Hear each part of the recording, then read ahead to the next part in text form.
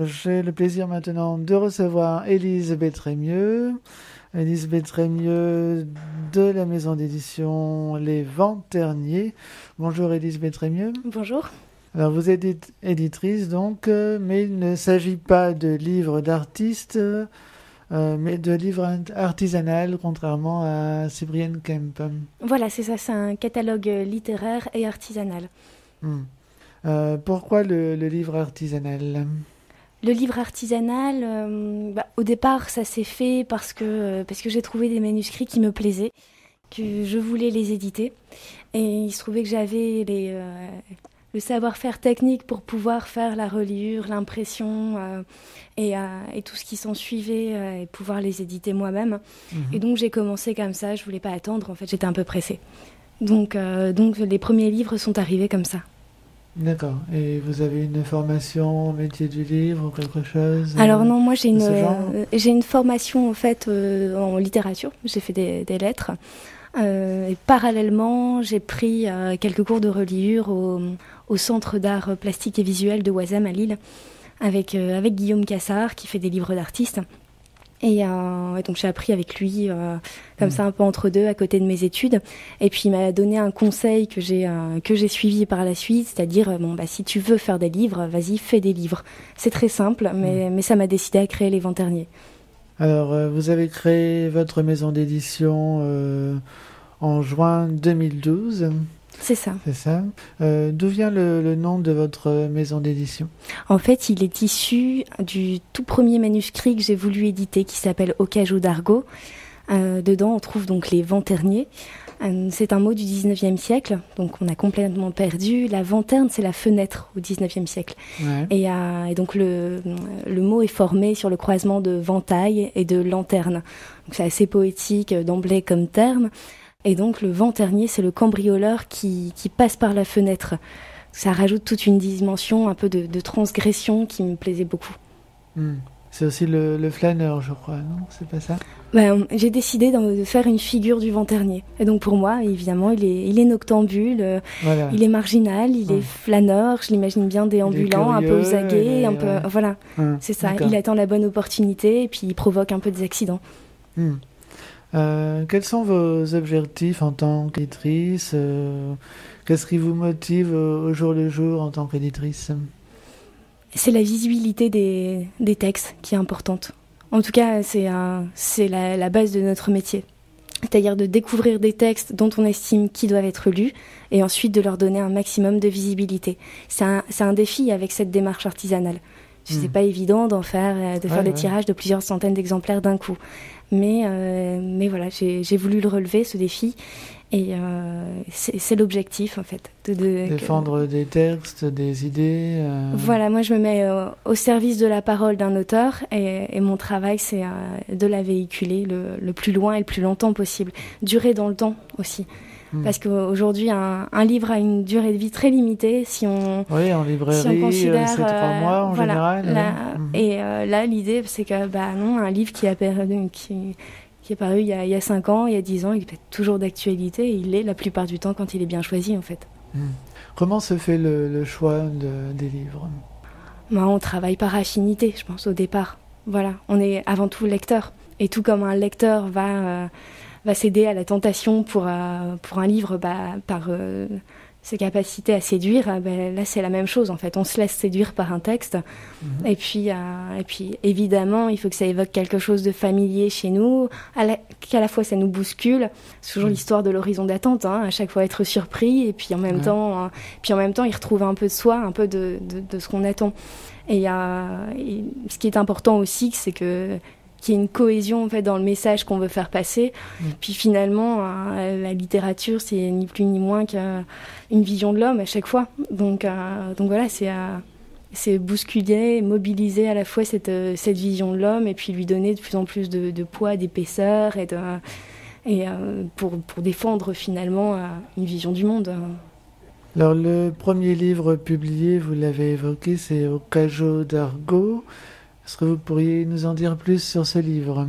Oui, c'est un livre amusant, avant tout. C'est un livre qui s'est écrit, qui s'est structuré autour de contraintes.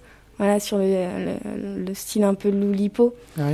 Et à la base, c'était un professeur qui a fait une expérience d'écriture avec ses élèves, une sorte d'atelier d'écriture, et puis il s'est pris lui-même au jeu, il a écrit son texte. Donc voilà, c'est un malfrat qui se débat avec son destin. Hein. Et ce que j'ai aimé dans ce livre, finalement, c'est à la fois tout le côté rapport au langage, parce qu'il joue avec l'argot, quel qu'il soit. Donc tous les dictionnaires d'argot possibles se retrouvent dans ce livre-là. Évidemment, on a mis un lexique pour que ce soit pratique pour le lecteur. Okay. Et puis à la fois, il y a l'idée d'essayer de se libérer d'une espèce de conditionnement sociologique. Je pense, voilà, ça rentre bien. Mais souvent, en fait, le fond des livres rentre en harmonie avec le message de l'éditeur. Enfin, c'est logique. En même temps, l'identité de l'éditeur se construit sur le catalogue. Et donc, voilà, ça peut être un des objectifs aussi de la maison d'édition, finalement, d'essayer de lutter contre ce conditionnement initial. Alors, depuis ce premier livre, vous avez créé 4 collections. La source et la suite, Stylicide, La chambre forte et Les vagabonds. Présentez-nous ces différentes collections et expliquez-nous aussi ces différentes appellations. Alors les vagabonds, on parlait de la figure du flâneur tout à l'heure. On est aussi avec le flâneur. D'ailleurs, on a réédité un texte de Baudelaire qui a été le premier à traduire L'homme des foules, voilà, une figure marquante de flâneur. Et c'est une collection, pour utiliser les grands mots, c'est de la psychogéographie, mais pour être simple, c'est simplement le rapport au territoire, c'est-à-dire la manière dont on investit, ou dont on subit, ou dont on vit dans un territoire, tout simplement, et les interactions. Voilà, on sait qu'il y a des villes qui rendent fous, on sait qu'il y a des territoires qui permettent de révéler le meilleur de nous-mêmes, on sait que... Voilà, donc c'est ce rapport à... L'influence du territoire sur l'homme. Et inversement. La chambre forte. La chambre forte. Alors c'est une collection qui est née un petit peu des 2 premiers livres qui sont parus sous ce nom. Donc avec mon ami Éric Poindron, on a mis au point 2 livres. Donc ce sont des textes qui sont des enquêtes littéraires et qui touchent autour de la petite histoire littéraire, des choses oubliées et surtout des choses cachées à dévoiler. Donc ce sont des enquêtes avec des détectives un peu à la Sherlock Holmes et beaucoup de fantastique. Donc voilà, La chambre forte, c'est parti de ces 2 livres. Il y a aussi un recueil de poésie sur la nuit qui les a rejoints et bientôt un livre sur le tarot de Marseille. On peut dire que c'est tout ce qui est autour peut-être de l'étrange, du curieux et puis un peu du confidentiel, des choses à dévoiler. Et puis un titre un peu énigmatique pour la collection, Stylicide. Oui, alors stylicide, c'est un mot que j'ai un peu inventé, c'est-à-dire que le stylicide au départ c'est l'eau qui tombe goutte à goutte, et donc c'est un terme que j'ai trouvé chez Stevenson. Et je trouvais ça très beau, et donc il creuse à force, voilà, mais ça s'écrivait I2L à ce moment-là. Donc j'ai changé avec un YL, avec l'idée de... Je trouvais que l'assassinat du style, c'était pas mal. Et donc c'est une collection qui va accueillir des textes de critique sociale, voilà, mais sous des formes, ce ne sont pas des essais. Voilà, il y a un journal qui raconte une invasion d'oiseaux, il y a une balade dans le métro, très, très satirique.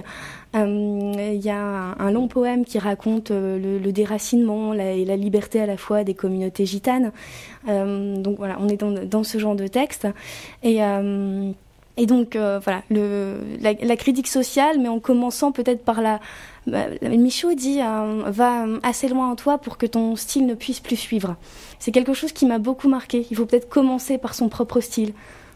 Et puis, dernière collection, c'est La source et la suite. Voilà, donc des textes de poésie, des fictions. Le titre est celui d'un poème, extrait de Devant la machine, que j'ai publié il y a 1 an et demi. C'est de la poésie, donc de la fiction, avec l'idée de trouver à la fois l'origine et l'élan dans un texte. Alors on va présenter maintenant 2 ouvrages qui sont parus récemment. Il y a Aimer grand jour de Florence Saint-Roch dans la collection La source et la suite. Aimer grand jour, c'est un livre de poésie, donc voilà, sur le thème de l'amour, comme son nom l'indique. Ouais.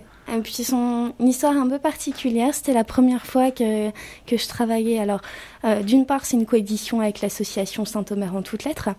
Et d'autre part, il y avait un double objectif, à la fois de faire un livre un peu objet. C'est un livre accordéon qui se déplie avec des encres dedans, voilà, tout imprimé en rouge sur de l'ivoire. Et donc de le proposer au public. Mais aussi de créer un livre en fait pour les jeunes mariés de la ville. Donc oui, il a été offert aux jeunes mariés, je sais pas si c'est encore le cas. Voilà, il va être offert mais... toute l'année. Donc c'est la ville de Saint-Omer qui nous a suivis dans cette initiative. Et donc l'idée c'était de répondre aussi aux critères de Jean-Pierre Siméon en fait pour obtenir le label Ville en poésie. Il a eu la bonne idée de prescrire qu'un livre de poésie soit offert à chaque couple jeune marié. Et donc c'est une idée intéressante pour diffuser ce genre en fait qui est souvent peu visible. Et puis, il y a eu aussi récemment Gypsy Blues de Caroline Kranskens dans la collection Stylicide. Voilà, et donc Gypsy Blues, tout récemment paru, avec une illustration de Thaddée. Comme je vous le disais tout à l'heure, c'est l'histoire d'une rencontre avec une communauté gitane. Et puis c'est toute une réflexion. C'est-à-dire que ce sont des nomades au départ, qui ont leur propre rythme et leur propre déplacement, qui ont leur mode de vie, en fait, qui n'ont plus la possibilité de vivre comme ça aujourd'hui. Il y a une forme de harcèlement, notamment auprès des communautés roms, qui font qu'ils ne sont plus du tout en harmonie avec leur mode de vie ancestral. Et donc c'est paradoxal, mais ça parle du déracinement chez les nomades. Et voilà, mais c'est pas un texte plein d'angélisme ou plein de c'est plutôt une alerte en fait pour nous-mêmes sur ce que nous-mêmes on fait, comment on vit et ce qu'on laisse faire aussi. Alors les Vents Terniers, c'est aussi depuis la mi-janvier un atelier situé à Saint-Omer, rue de l'Écusserie. Que peut-on trouver dans votre atelier ? Alors c'est à la fois un espace de fabrication pour la maison d'édition. Je trouvais intéressant que ce soit visible aussi, qu'on puisse rentrer et puis venir voir son exemplaire en train de se fabriquer. Qu'on puisse aussi, pourquoi pas, essayer de se documenter ou même d'apprendre en fait.